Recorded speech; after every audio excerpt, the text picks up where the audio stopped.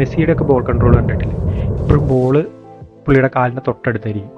അങ്ങനെയായിരിക്കും ഈ പ്ലേയേഴ്സിൻ്റെയും soul control ഉള്ള പ്ലേയേഴ്സിൻ്റെ അടുത്ത്.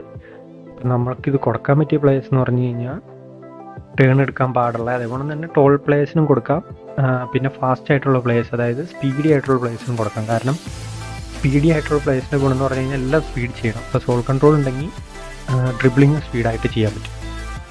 പിന്നത്തെ കാര്യം എന്ന് പറഞ്ഞു കഴിഞ്ഞാൽ ഇപ്പോൾ നമ്മളൊരു ലോഫ്റ്റഡ് ത്രൂ പാസ് അല്ലെങ്കിൽ ലോഫ്റ്റഡ് പാസ് നമ്മൾ കൊടുത്തു എന്ന് വിചാരിക്കുക നമ്മുടെ സ്ട്രൈക്കറിനോ ആർക്കാണെങ്കിൽ.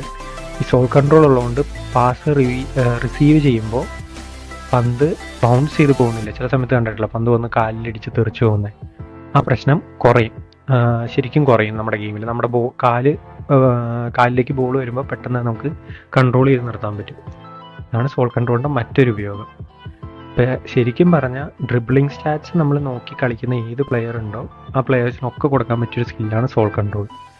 പിന്നെ ഒരു സീക്രട്ട് ആയിട്ടുള്ളൊരു കാര്യം പറഞ്ഞു കഴിഞ്ഞാൽ നമ്മുടെ ഡിഫൻഡേഴ്സ് ചില ഹെവി അല്ലെങ്കിൽ ടോളായിട്ടുള്ള പ്ലേയേഴ്സ് ഉണ്ട്, പന്ത് വിൻ ചെയ്യും, പക്ഷെ അതിന് ശേഷം അറ്റാക്കേഴ്സ് വരുമ്പോൾ നമ്മുടെ കാര്യം നിന്ന് എടുത്തുകൊണ്ട് പോകുക, അല്ലെങ്കിൽ ഒരു സ്ലോ രീതി കാണിക്കുന്ന ആൾക്കാരാണെങ്കിൽ അവർക്ക് ഡിഫൻഡേഴ്സിന് കൊടുക്കാൻ പറ്റിയതാണ് ഈ ഹീൽ ട്രിക്കും സോൾ കൺട്രോളും.